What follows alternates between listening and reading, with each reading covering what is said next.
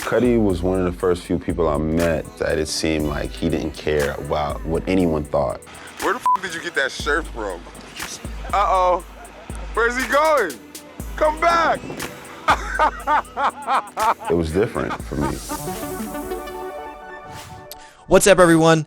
I'm Owen Bones. I'm a music producer and a guy who likes to enjoy cool shows.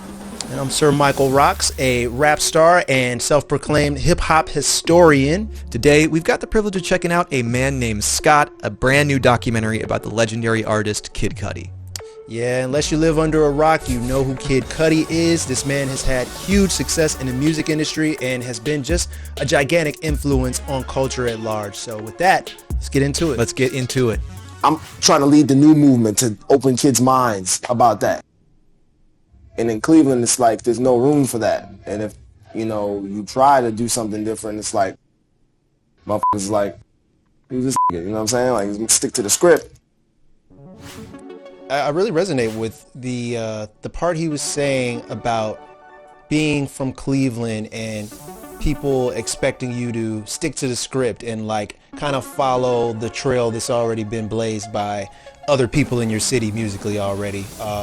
During those times when we were both kind of coming up in that same class of the earlier 2000s, it was pretty commonplace for your first exposure to be in your hometown. I think that, things are a bit more wide open now, given that the internet has gotten a lot more broad. But I think that, being in your hometown was often a hard thing to break through just because you're expected to kind of keep the tradition going. And if you're doing something new and different, it's usually harder to get people to ride with that, man. And the fact that he was able to extend beyond his hometown and blow up, internationally and other places worldwide before he probably was famous at home. I had a lot of that same experience, in my come up at the same time.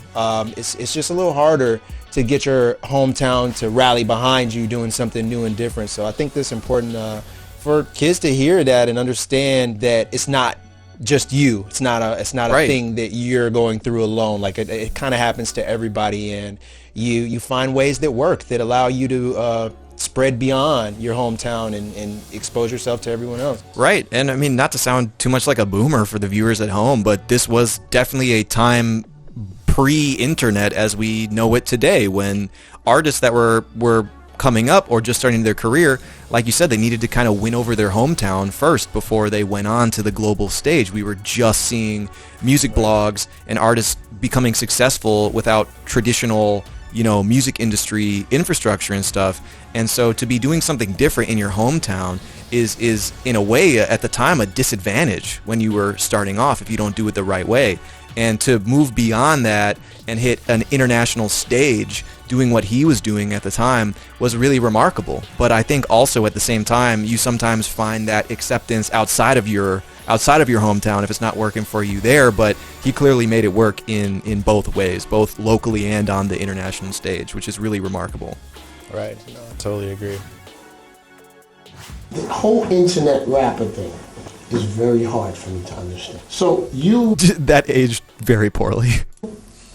Put your song, you correct me if I'm wrong, you didn't have a computer, but you got your song on MySpace. Yeah. Now is this the Day and Night record that we hear now today? Yeah, I put Day and Night on my MySpace for the first time. And when was that? What month was that? That was like March 2007. Around then, yeah. 2007? Yeah. It was around then. I used to borrow my homeboy. It's 09. And so it's been on there since... Yeah. Been on there that long, man. One, remember MySpace? Are you there? And two, the fact that that song came out in 07 and it wasn't starting to get play until 09. He didn't really find a larger success until 09. What do you think about that? Yeah, man. It's funny that they brought up MySpace again like this, because that was one of the first opportunities and the first times in the history of the internet that you were able to get your stuff and get your music exposed to such a wide net of people for free, pretty much. that's the type of it's the type of exposure that, you know, before MySpace, that people used to pay a lot of money to get, or you couldn't get it unless you're plugged into the system in some kind of way. So to hear him like reiterate that, like, he had to get his internet start for all of this to work, and hearing Funk Flex, you know, still be kind of like confused as to the concept of like an internet rapper. Yeah, industry gatekeepers didn't even understand what a internet rapper was. That wasn't a thing yet. They didn't think it was a real thing, and they didn't treat it the same way either. It was kind of looked at as like being, I guess, less authentic or less real than, you know, the classic rap path that people usually had to take. So to bring it back to how Cudi actually was one of the first quote unquote internet rappers, and looking at nowadays where there's no other type of rapper, there's no other opportunity to become a rapper than getting some kind of traction on the internet. Like, you can't just go to talent shows anymore, or putting up a billboard doesn't help that much. Yeah, if you start in person, you're doing it backwards now. You gotta have buzz on the internet before you even think about appearing in real life and singing a song to people.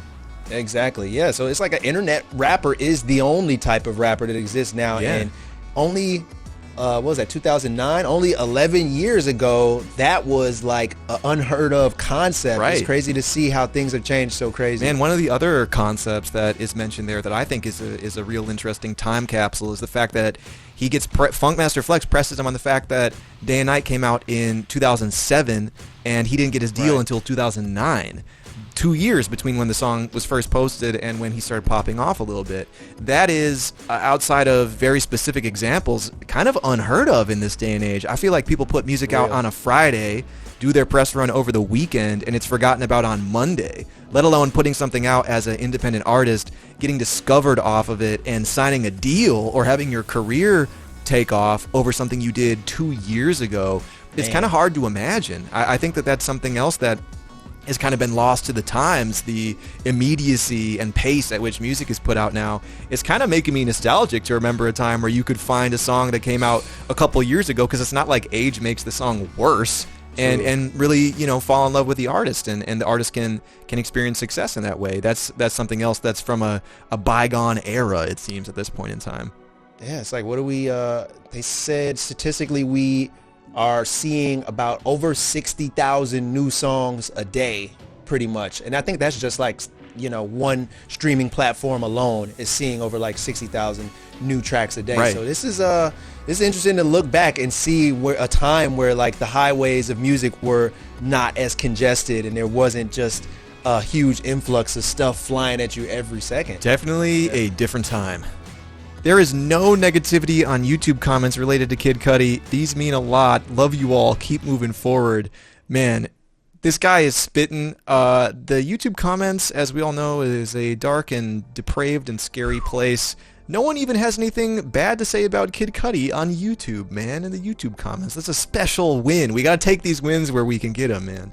That's real, man. No negativity on the YouTube comments is a win. And I think that Cudi being able to present himself in this light on his documentary made him more relatable and more likable, and more just like, I understand him a lot more now after watching that. So I could see that people probably, you know, or if they had a different perspective before, it might have changed after watching this, man. So that's cool. I don't know how someone could find something negative to say about what we just watched. So it's good to see that this is being acknowledged by everyone else.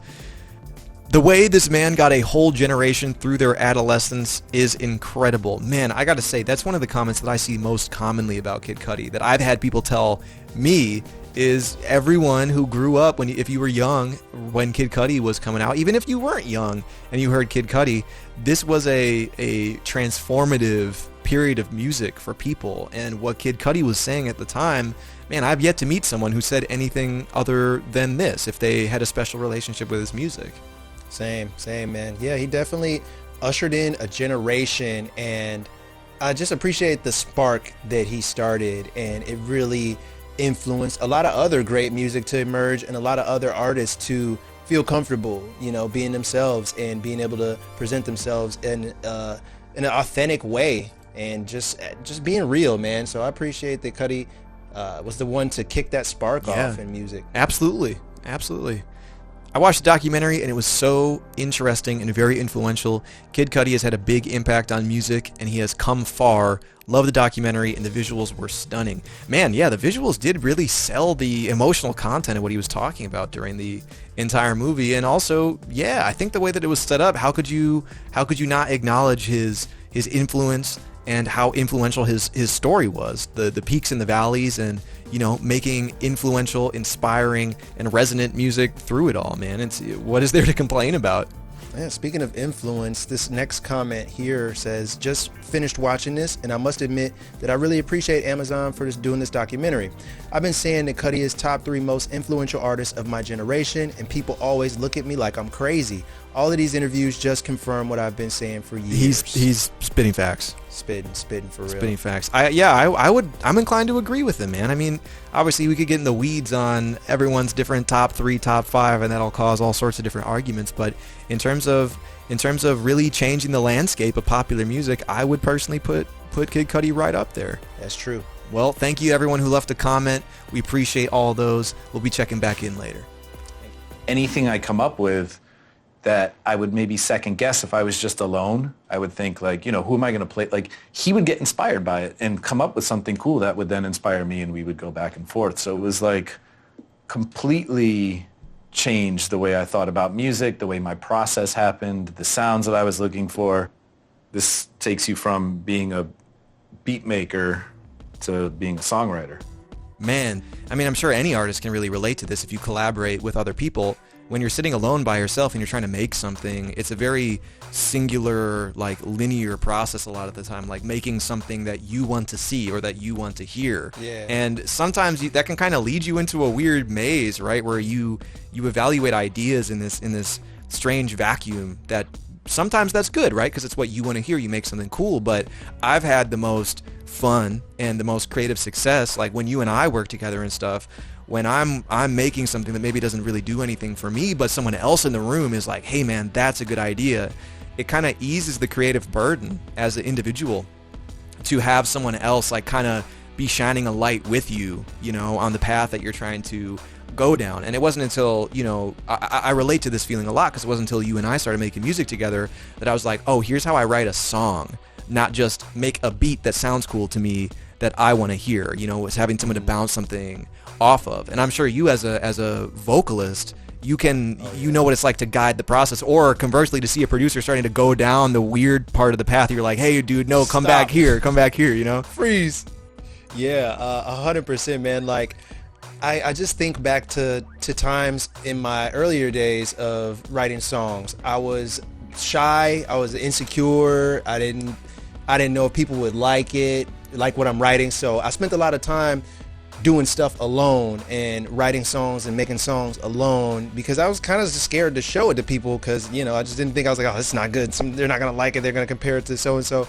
And it took me to mature and gain that confidence and gain that, belief in my own writing to share that with people. And then I saw that once I did begin to share more, other people would share more too as we collabed, and we would get better and better results due to me like opening up and like being willing to work with other people. And I'm pretty sure that 9 out of 10 of the biggest and most well-known, loved artists are people that are able to understand a collab, understand how to collab with another artist or producer, and understand how to give and take direction or listen to suggestions and advice. So it's really a gift once you get to a point where you're able to collab effectively with other people, because it can be a situation where somebody is too controlling of the situation, and they don't like getting input from other people, and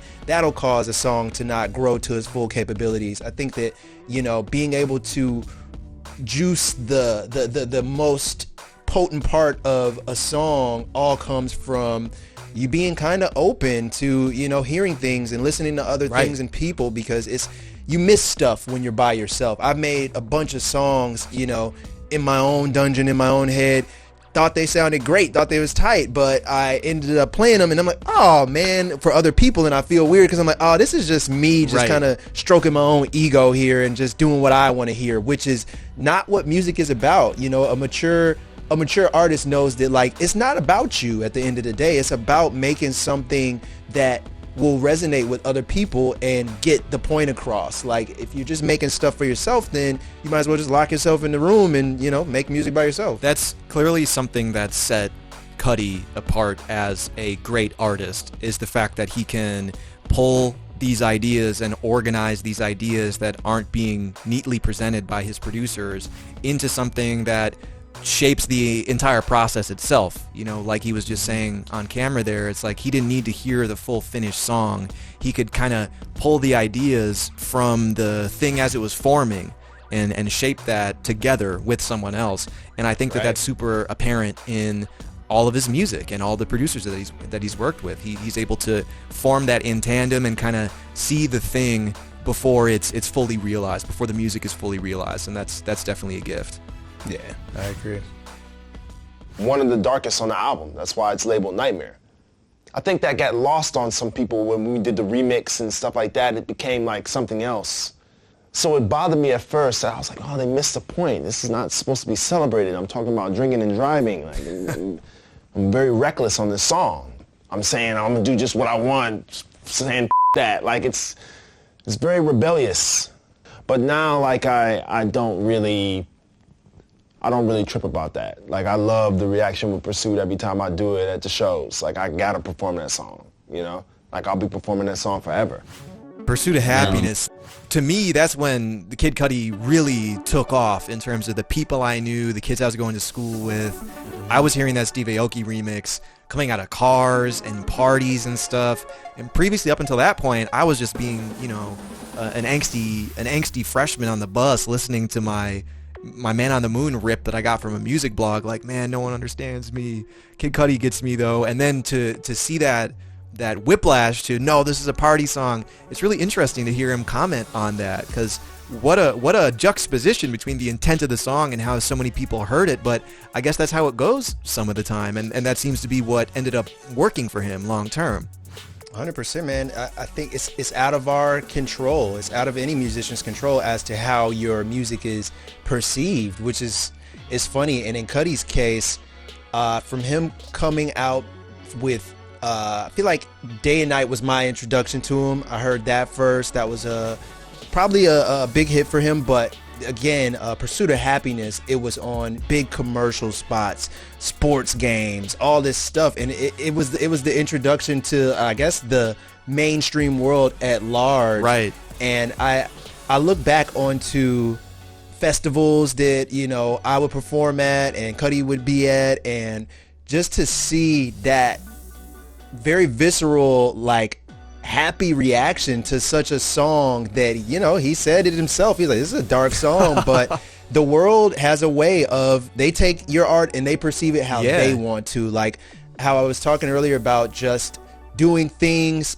to create something good, doing things to create something out of the will to express yourself and not making it so personal, because at the end of the day, again, the masses and the world are going to choose how to take your song and what they want it to represent and what they want it to be, which is kind of cool. And I think that he really, it takes a combination of just kind of like good timing and luck to find yourself in a position where you get success off of a thing that you weren't even intending to be successful in that way. Yeah, it definitely worked for him in both ways. And like he said earlier on in the documentary, his intent was to unite people, and whether he intended for that song specifically to be taken in that way, that was the song for me that I remember. It united rave kids, emo kids, backpack hip hop fans. They all had their own version of Pursuit of Happiness that I think really spread the word about Cudi as a dynamic artist, the capacity for him to exist in that realm, whether he intended to or not, and the original intent of the song. It ended up working out for him for sure.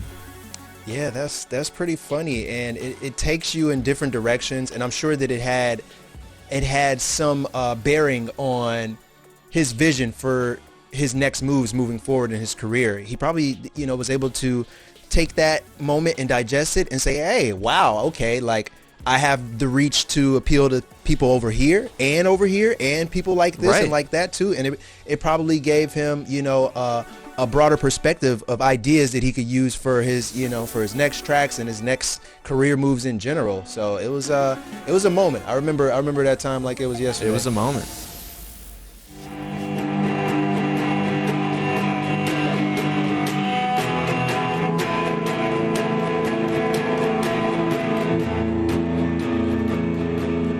Dennis, my manager, bought me a guitar one year, and I was like, why'd you buy me that? He said, oh man, I was just thinking you could get into the guitar. And I was like, I don't play guitar though. You know? And he just bought me this guitar. And then I got the idea to just go ahead and teach myself. That was me just trying to feel something. I needed to feel something with the music. Being a guy that loves to kind of experiment and test things out, there's always a point in time in your musical journey where you kind of hit maybe a wall and things might get a little less fun and interesting as they had once been. And this is at least with me, I've experienced, it's just like a cycle that kind of comes and goes, you know, and how you address it dictates what your results will be. You could hop into a writer's block and stay uncreative for a long time, or you could figure out that at this point where I'm hitting this wall with writing lyrics, maybe I should go try to make a beat. Maybe I should go try to listen to another genre of music or something to just kind of spark the creativity and spark the interest. And it's really refreshing to do that, because some of the hardest times I've had being creative, I would defeat that hard time by, you know, just going and making a beat or something, figure out something else to kind of spark that flame within me.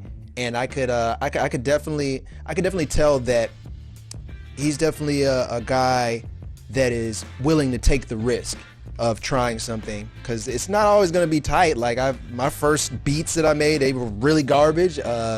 First times trying to make another type of sound Right. in my music, it was scary and people hated it. And you know, with time though, it became something that I got good at. And then you look back and you like now have a new verifiable skill that all you had to do was kind of force yourself through the fear of trying something new. And sometimes you just need that catalyst. Like, how cool is it that it was his manager who gave him the guitar, right? Without Cudi expressing any sort of previous inclination that like, oh dude, you know, I'd really like a guitar. Just to be handed something, to have someone in your corner, whether they inadvertently or on accident expose you to something that kind of opens up this new interest or challenges what you're supposed to be doing in some way, that's so helpful. And it's really beautiful when things like that end up working out, because clearly that became such a huge influence for him and like a pivotal point in his musical career. And you know, both of us as artists, I'm sure we can attest, like you were saying, you know, sometimes just being exposed to something that's 180 degrees the other direction, you know, going totally against what you would be doing usually, is where you get that next level up, where you get that next widening of your skills or your interest that ultimately makes you a better artist, as it clearly did for Cudi. So that's a beautiful thing. Radio. Do I want to have a record on the radio? Yeah, but I want it to be organic. I want people to play my record because it's hot, not because the label was telling them to play it. I don't really get caught up on sales or anything like that. If I did, I would have been like, oh, it's over. People don't want to listen to me anymore. I'm done.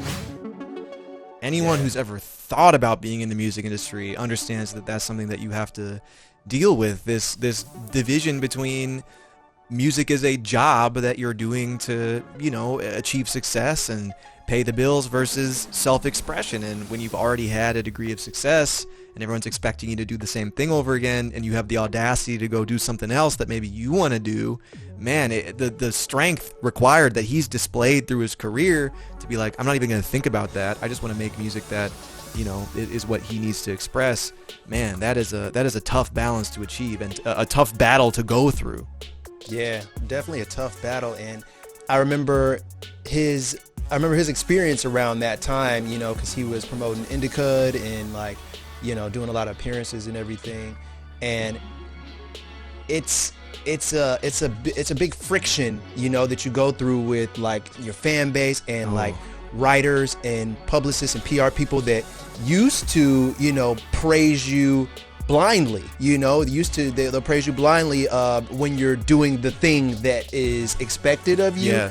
And sometimes taking that sharp turn and jarring those folks a little bit, you start to see that praise that you had once been showered with can turn into, you know, small sharp knives, little jabs coming here left and right. Fans aren't being as kind. The comments aren't all as roses and candy as they used to be. And it takes some bravery, man. It takes some strength to try that, because if you're a true artist, you strive for and desire a constant, like, evolution. It takes a real I guess I would call it maturity to swallow that, because that's the artist's deep down desire, is to evolve and create new and create better and do stuff over and over.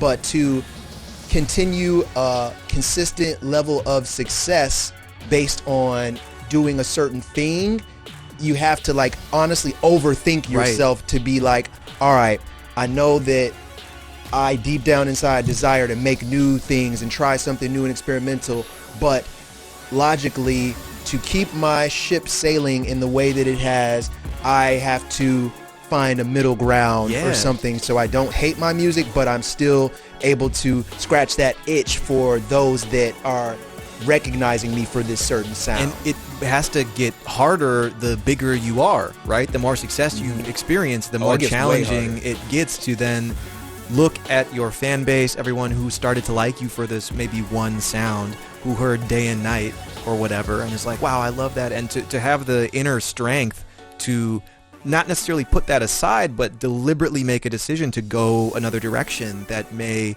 be something unexpected or that your fans weren't looking for originally, and to take that leap of faith. That's one of the things that, looking back on, you know, my experience with Kid Cudi, is something I respect about him so deeply, is the ability to just totally throw himself into the mosh pit of ideas, and all the fans who said, make another Man on the Moon, make another Day and Night or whatever, and to go play guitar, to go do Indica, to go do all of these things just because he felt like that's what he had to do, and to put aside the commercial side of things, you know, to the point where he could make that music. You got to respect that in an artist. And also, everyone out there watching, be nice to artists, man. If you see one of the artists that you like, take a leap of faith. If you got nothing nice to say, consider not saying anything at all, because that is a hard thing to do, and we respect Kid Cudi for continuously taking that leap of faith. Definitely. We sometimes have that in our lives, you know?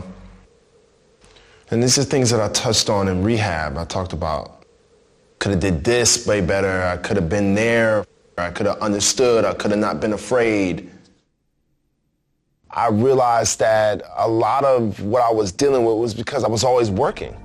But he's just saying what he's being transparent about is what resonates with so many people. You know, he started out from the perspective of an artist that was trying to unite people who felt, you know, like an outsider, and people felt like they could see themselves in his music before he was open about his struggles with mental health and depression and anxiety. And to see an artist lay that bare openly, and the consequences of it, and to be unafraid to share, hey, this is how I feel, this is a struggle that I had, and to watch someone that you look up to go through that process, man, he started from a place of authenticity. And to let us in on that, and to let us know that he's human, and let everyone observe that, man, I would say that's the thing I respect the most about him. Not only working that into your artistry, but just showing that as a person, acknowledging that as a person, that, like, sometimes you feel messed up. Sometimes, you know, there are other people out there who feel like they can't really go on.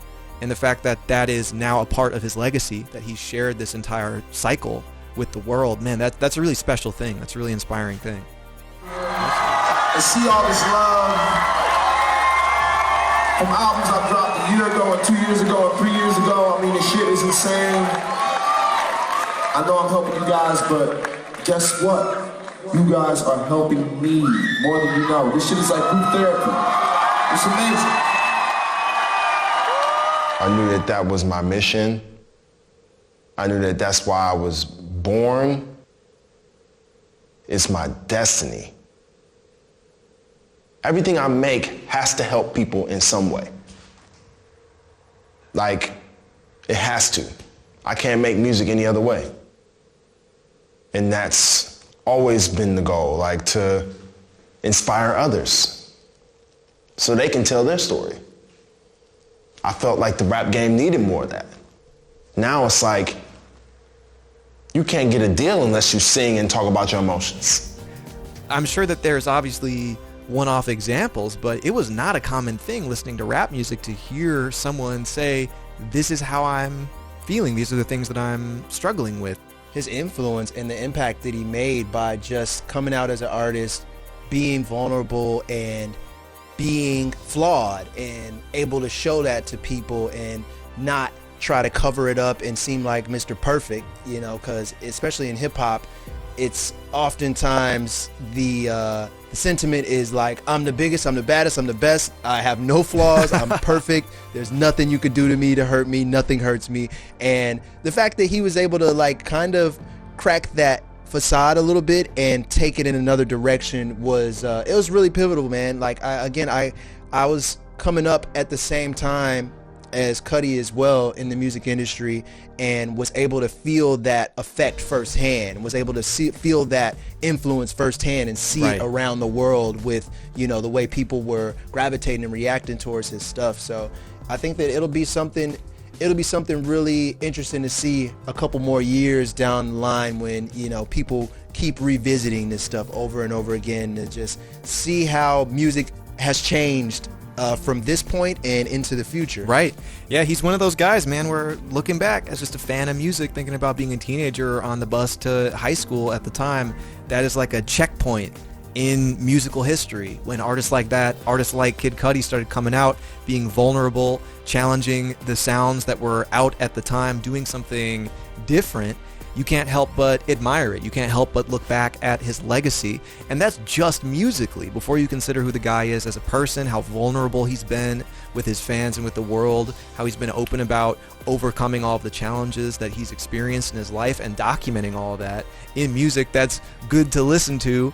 You know, that's something that's really special. And I think everyone's going to remember forever. So, man, it's an honor and a privilege to be able to go over this and share some of our thoughts about it.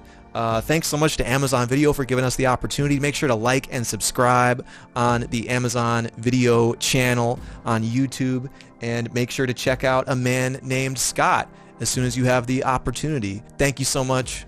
We'll see you later. Peace.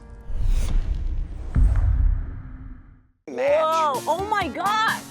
I see the See you later. We have to try everything. Right? Hello. This and later. I don't care about the show. I just want a good blooper reel. I want to learn science.